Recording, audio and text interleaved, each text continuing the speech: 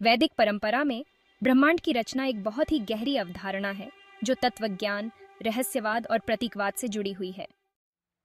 यह सृजन की कहानी सृष्टि की अवधारणा के इर्द गिर्द केंद्रित है, एक संस्कृत शब्द जो सृजन या उत्सर्जन की प्रक्रिया को दर्शाता है, लेकिन इसका गहरा अर्थ उत्सर्जन या फूट पड़ना भी है, जो ब्रह्मांड को जन्म देने वाले उस ब्रह्मांडीय विस्फोट का प्रतिनिधित्व करता है। नमस्ते, मैं निर्वी हूं ऑरिक कॉस्मोस से, और आज आपके लिए लेकर आई हूं वैदिक ग्रंथों के संदर्भ में ब्रह्मांडीय रचना का रहस्य। वेदों के अनुसार सृष्टि से पहले पूर्ण शांति की स्थिति विद्यमान थी। ब्रह्म, परम वास्तविकता या सर्वोच्च चेतना। ब्रह्म को शुद्ध अस्तित्व, चेतना और आनंद के रूप में वर्णित किया गया है, एक असीम और निराकार एकलता। यह एकलता, जिसे संस्कृत में बिंदु भी कहा जाता है या बिंदी, अपने भीतर ब्रह्मांड की सारी क्षमता रखती थी। समय, स्थान, पदार्थ और चेतना, सब कुछ संतुलन की स्थिति में था, अंधेरे में लटका हुआ, समय और स्थान से परे। अब हम जानेंगे ब्रह्मांड के ही सृष्टि के बारे में। अचानक काम की शक्ति के कारण, जो इच्छा या दिव्य इच्छा शक्ति है, और तपस, जो कि है ऊष्मा या ऊर्जा, इस एकलता में एक नाटकीय परिवर्तन आया। बिंदु, जिसे हिरण्यगर्भ, स्वर्णगर्भ या अंडा भी कहा जाता है, सृष्टि नामक एक घटना में फूट पड़ा, ब्रह्मांडीय विस्फोट। इस विस्फोट ने ब्रह्मांड के विस्तार को गति प्रदान की।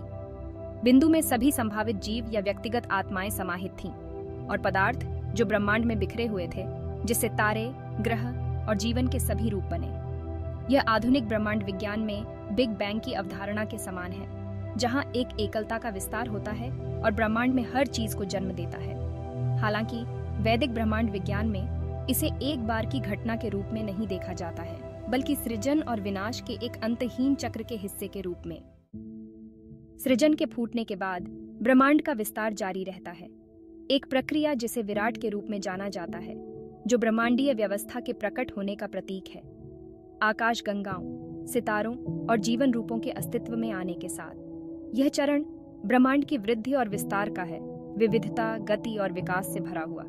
लेकिन यह विस्तार हमेशा के लिए नहीं चलता है। वेदों के अनुसार एक बार जब ब्रह्मांड अपने अधिकतम विस्तार तक पहुंच जाता है, यह संकुचन की प्रक्रिया शुरू करता है, जिसे प्रलय के रूप में जाना जाता है। इस समय के दौरान ब्रह्मांड धीरे धीरे अपने आप में वापस ढह जाता है, सृजन की प्रक्रिया को उलट देता है। सारा पदार्थ, ऊर्जा और चेतना को वापस एकलता में खींच लिया जाता है। ब्रह्म और ब्रह्मांड पूर्ण संतुलन और शांति की स्थिति में लौट आता है। सृष्टि या निर्माण, विराट या विस्तार और प्रलय या विघटन का यह चक्र असीम रूप से दोहराया जाता है। इसे कल्पों के ब्रह्मांडीय चक्र के रूप में जाना जाता है, और प्रत्येक चक्र अरबों वर्षों तक चल सकता है। युगों या युगों की हिंदू अवधारणा में हम जिस समय के चक्र को देखते हैं, उसे दर्शाते हैं। वैदिक विचार में सृजन का यह चक्र एक यादृच्छिक या यांत्रिक प्रक्रिया नहीं है, बल्कि ईश्वर की इच्छा से संचालित होता है। इस सृजन के पीछे काम की शक्ति है, दैवीय इच्छा या इच्छा शक्ति, जो सृजन की प्रक्रिया को आरंभ करता है। तपस का अर्थ है आंतरिक ऊष्मा या ऊर्जा, जो अव्यक्त से व्यक्त रूप में परिवर्तन को सक्रिय करता है। इसके अलावा ब्रह्मांड को ईश्वर के प्रतिबिंब के रूप में देखा जाता है। ब्रह्म रचयिता भी है और रचना भी, ब्रह्मांड के हर हिस्से में रहस्यमय और उपस्थित। इस अर्थ में जो कुछ भी मौजूद है वह ब्रह्म का ही प्रकटीकरण है, सबसे छोटे कण से लेकर ब्रह्मांड के विशाल विस्तार तक। वैदिक ब्रह्मांड विज्ञान समृद्ध प्रतीकवाद से भरा है।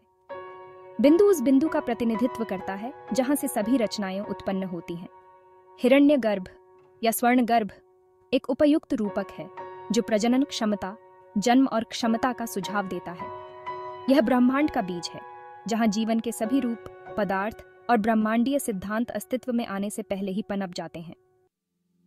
विराट सार्वभौमिक रूप या ब्रह्मांडीय शरीर है, जो अपने सबसे विस्तृत और दृश्यमान रूप में ईश्वर के प्रकटीकरण का प्रतिनिधित्व करता है।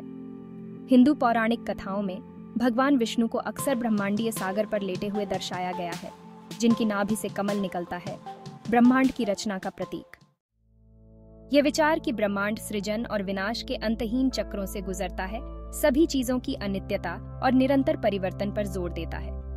यह इस बात पर प्रकाश डालता है कि जीवन और ब्रह्मांड निरंतर परिवर्तन की स्थिति में है, जन्म के मानवीय अनुभव की तरह, विकास और मृत्यु।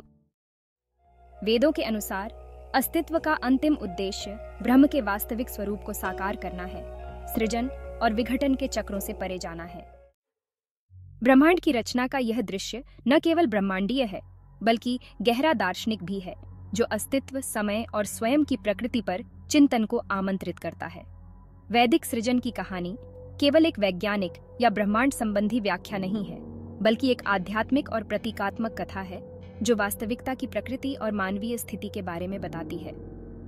सृष्टि, विराट और प्रलय की अवधारणाएं हमें ब्रह्मांड को एक गतिशील और दिव्य प्रक्रिया के रूप में देखने के लिए आमंत्रित करती हैं।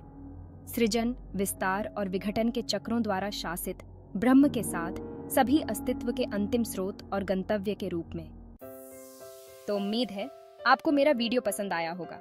ऐसी ही और कॉस्मिक स्टोरीज के लिए बने रहिए और भगवान की कृपा आप पर बनी रहे।